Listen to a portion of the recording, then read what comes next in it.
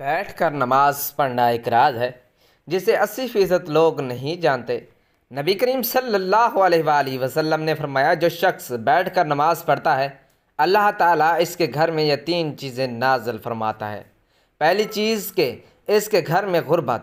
ناظرین، کیا بیٹھ کر نماز پڑھنے سے گھر میں غربت آتی ہے؟ نبی کریم صلی اللہ علیہ وآلہ وسلم نے فرمایا، جو بوڑھے حضرات یا نوجوان بیٹھ کر نماز پڑھتے ہیں ان کے گھر اللہ تعالیٰ یہ 3 چیزیں نازل فرماتا ہے۔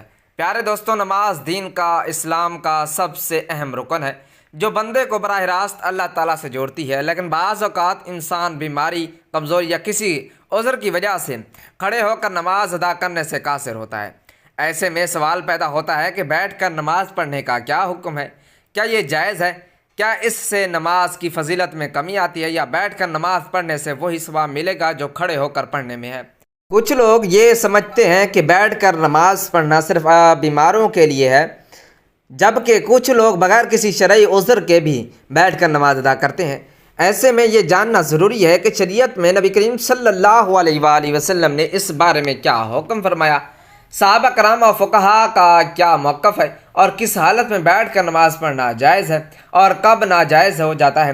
اس ویڈیو میں ہم قرآن و حدیث کی روشنی میں ان تمام سوالات کے جوابات تفصیل سے سمجھیں گے تاکہ کوئی بھی غلط فہمی باقی نہ رہے اور ہم اپنی نماز کو شریعت کے مطابق درست ادا کر سکیں گے۔ آپ کو بھی بیٹھ کر نماز پڑھنے کے مسائل سے متعلق مکمل رہنمائی چاہیے اور یہ جاننا چاہیے کہ کن صورتوں میں بیٹھ کر نماز پڑھنا افضل اور کن حالات میں کھڑے ہو کر ہی پڑھی لازمی ہے۔ تو اس ویڈیو کو مکمل دیکھیے تاکہ آپ کی عبادت شریعت کے مطابق ہو اور آپ اس بارے میں مکمل آگاہی حاصل کر سکیں۔ ناظرین، ہم ایک ایسے دور میں جی رہے ہیں جہاں دین کی ظاہری عبادات کو تو ہم جانتے ہیں، لیکن ان کے باطنی اسرار اور روحانی اثرات سے غافل ہو چکے ہیں۔ نماز جو کہ مومن کی معراج ہے، صرف کھڑے ہو کر ہی نہیں پڑھی جاتی بلکہ شریعت نے اس عظیم عبادت کو ہر حال میں ادا کرنے کی سہولت دی ہے، چاہے انسان کھڑا ہوا ہے، بیٹھا ہوا ہے، لیٹا ہوا ہے یا اشارے سے ادا کرے۔ لیکن کیا آپ جاننا چاہتے ہیں کہ بیٹھ کر نماز پڑھنے میں ایک ایسا راز چھپا ہے جسے 80% لوگ مسلمان لا علم ہیں؟ یہ کوئی عام بات نہیں کہ نبی کریم صلی اللہ علیہ وآلہ وسلم نے خود اس طریقہ عبادت کو اختیار کیا اور اسے امت کے لیے بھی آسان بنا کر پیش کیا۔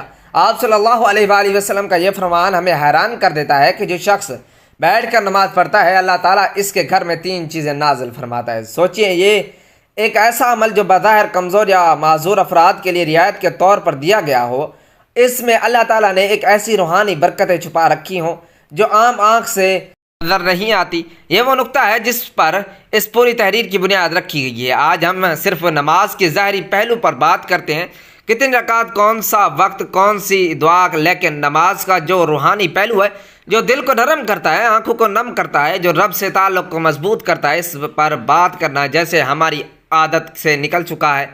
بیٹھ کر نماز پڑھنا اسی روحانیت کی ایک چھپی ہوئی کنجی ہے۔ آج کے اس دور میں جہاں جسمانی کمزوری، بڑھاپا، بیماری یا دنیاوی مصروفیات کی وجہ سے بہت سے لوگ مکمل قیام کے ساتھ نماز ادا نہیں کر پاتے، ان کے لیے شریعت کی طرف سے یہ سہولت ایک رحمت ہے، مگر بہت کم لوگ جانتے ہیں کہ یہ سہولت صرف معذوروں کے لیے نہیں بلکہ اس کے پیچھے ایک خاص ربانی راز چھپا ہے۔ اگر آپ ان لوگوں میں شامل ہیں جو کسی وجہ سے قیام نہیں کر سکتے، یا اگر آپ کے عزیزوں میں کوئی ایسا ہے تو یہ ویڈیو آپ کے دل کو سکون دے گی، اور اگر آپ صحت مند ہیں اور قیام کے قابل بھی، تب بھی آپ کو یہ جان کر حیرت ہوگی۔ تو بیٹھ کر نماز پڑھنے والوں کے لیے اللہ تعالیٰ کی رحمت اس طرح خصوصی انداز میں ظاہر ہوتی ہے کہ ناظرین، ہماری آج کی ویڈیو صرف معلومات کا خزانہ نہیں بلکہ دلوں کو جھنجھوڑنے، آنکھوں کو نم کرنے اور دل میں محبت الہی جگانے والا ایک تحفہ ہے۔ آئیں اس راز سے پردہ اٹھاتے ہیں اور بیٹھ کر نماز پڑھنے کی روحانی پہلو کو سمجھتے ہیں تاکہ ہم اس عمل کی عظمت کو پہچان سکیں، اس سے محبت کریں اور اسے اپنائیں۔ اگر ضرورت ہو یا نہ ہو، اسلام ایک ایسا دین ہے جو ہر انسان کی حالت، ضرورت اور مجبوری کو مد نظر رکھتا ہے۔ یہی وجہ ہے کہ عبادات میں نہ صرف روحانیت بلکہ سہولت کا پہلو بھی شامل کیا گیا ہے۔ نماز جیسی عظیم عبادات میں اللہ تعالیٰ نے اپنے بندوں کو مختلف حالات میں ادا کرنے کی اجازت دی ہے، کھڑے ہو کر، بیٹھ کر، لیٹ کر اور حتیٰ کہ اشارے سے بھی۔ مگر جب بات بیٹھ کر نماز پڑھنے کی آتی ہے تو اکثر لوگ اسے صرف معذور یا ضعیف افراد کی ضرورت سمجھتے ہیں، حالانکہ حقیقت اس سے کہیں زیادہ گہری ہے۔ حضرت عائشہ رضی اللہ تعالی عنہ سے روایت ہے کہ رسول اللہ صلی اللہ علیہ وآلہ وسلم اپنی عمر کے آخری ایام میں اکثر بیٹھ کر نماز پڑھتے تھے۔ یہ حدیث اس بات کا واضح ثبوت ہے کہ بیٹھ کر نماز پڑھنا محض رعایت نہیں بلکہ ایک سنت عمل بھی ہے۔ حضور نبی کریم صلی اللہ علیہ وآلہ وسلم نے خود اسے اختیار فرمایا تو اس میں یقیناً کوئی خاص روحانی راز اور حکمت ضرور پوشیدہ ہے۔ بعض علماء کے نزدیک بیٹھ کر نماز پڑھنے سے بندہ عاجزی، انکساری اور خشوع میں مزید اضافہ کرتا ہے، کیونکہ وہ خود کو اللہ کے سامنے کمزور اور محتاج پاتا ہے۔ وہی حالت ہے جس میں بندے کا دل زیادہ نرم ہوتا ہے، آنکھیں جلد بھیگتی ہیں اور زبان زیادہ اخلاص سے دعا کرتی ہے۔ یہی وجہ ہے کہ بعض صوفیاء کرام اور اولیاء اللہ اپنی حالت صحت کی باوجود بھی بیٹھ کر نماز ادا کرتے تاکہ خشوع اور خضوع کا وہ درجہ حاصل ہو جس کی طلب حقیقی عبادت گزار کو ہوتی ہے۔ یہ روایات اہل ایمان کے لیے نہایت خوشخبری ہے کہ جو شخص کسی مجبوری یا بیماری، کمزوری یا خشوع کی نیت سے بیٹھ کر نماز ادا کرتا ہے، اللہ تعالیٰ اس کے گھر کو 3 عظیم انعامات سے نوازتا ہے۔ یہ صرف دعویٰ نہیں بلکہ نبی کریم صلی اللہ علیہ وآلہ وسلم کی مبارک زبان سے نکلا ہوا وہ فرمان ہے جس پر ہر مسلمان کو مکمل یقین ہونا چاہیے۔ نبی کریم صلی اللہ علیہ وآلہ وسلم نے فرمایا، جو شخص بیٹھ کر نماز پڑھتا ہے اللہ تعالیٰ اس کے گھر میں 3 چیزیں نازل فرماتا ہے۔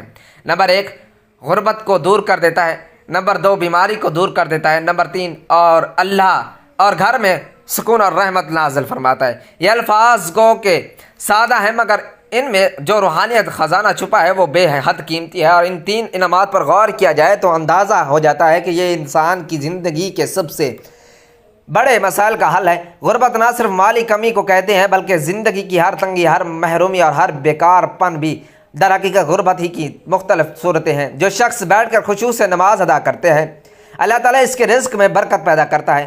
یہ برکت صرف مال کی زیادتی میں نہیں بلکہ اس کی حفاظت، کفایت اور پاکیزگی میں بھی ہوتی ہے۔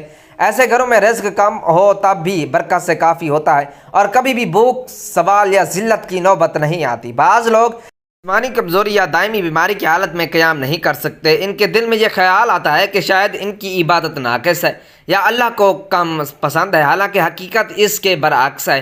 بیٹھ کر نماز پڑھنا ایسے بندوں کے لیے اللہ کی رحمت ہے اور اسی عبادت کے ذریعے اللہ تعالیٰ ان کے جسمانی اور روحانی امراض کو دور فرما دیتا ہے۔ جس گھر میں ایسا بندہ ہو اس گھر پر بھی شفا کی تجلیات اترتی ہیں اور اہل خانہ کو بھی اس عبادت کا فائدہ پہنچتا ہے۔ آج کا انسان سب کچھ ہونے کے باوجود بے سکون ہے، دنیاوی آسائشیں، دولت، شہرت، ہر چیز کے باوجود دل خالی ہے، لیکن جہاں بیٹھ کر نماز ادا کی جاتی ہے اللہ تعالیٰ وہاں سکون، رحمت اور محبت کے فرشتوں کو نازل فرماتا ہے۔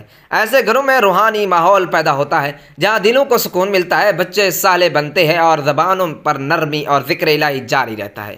ان 3 نعمتوں کو مخصوص الفاظ پر سمجھا جائے یہ در حقیقت ایک گھر کے دنیا و آخرت دونوں کوئی کامیابی کی بنیاد ہے۔ وہ گھر جہاں بیٹھ کر نماز پڑھی جاتی ہے وہ جنت کے سائے میں آ جاتی ہے۔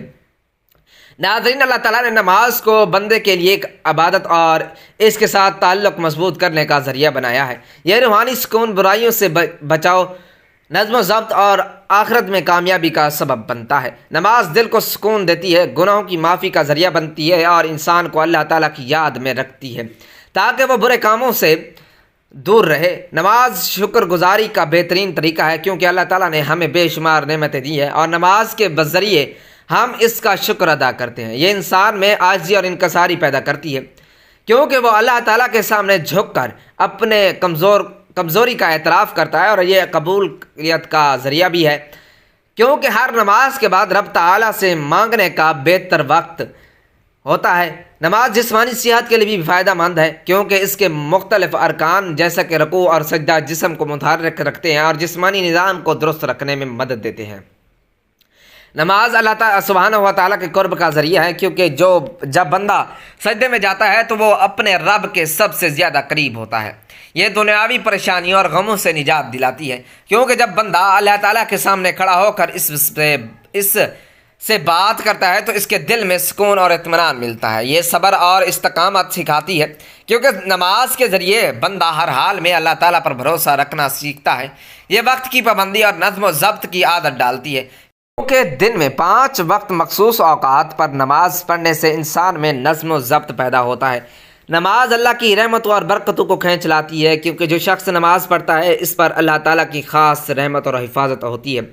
یہ شیطان سے حفاظت کا ذریعہ ہے، کیونکہ جو بندہ نماز کا عادی ہوتا ہے شیطان اس سے دور رہتا ہے۔ یہ قبر اور آخرت کی روشنی ہے، کیونکہ حدیث پاک میں آتا ہے کہ نماز قیامت کے دن مومن کے لیے نور ہوگی۔ یہ گناہوں کی معافی اور ان کے مٹنے کا سبب بنتی ہے، کیونکہ نبی اکرم صلی اللہ علیہ وآلہ وسلم نے فرمایا کہ نماز گناہوں کو ایسے دھوتی ہے جیسے پانی میل کچیل کو دھو دیتا ہے۔ یہ مال و دولت کی برکت کا ذریعہ ہے، کیونکہ جو لوگ نماز کی پابندی کرتے ہیں اللہ تعالیٰ ان کے رزق میں اضافہ فرماتا ہے۔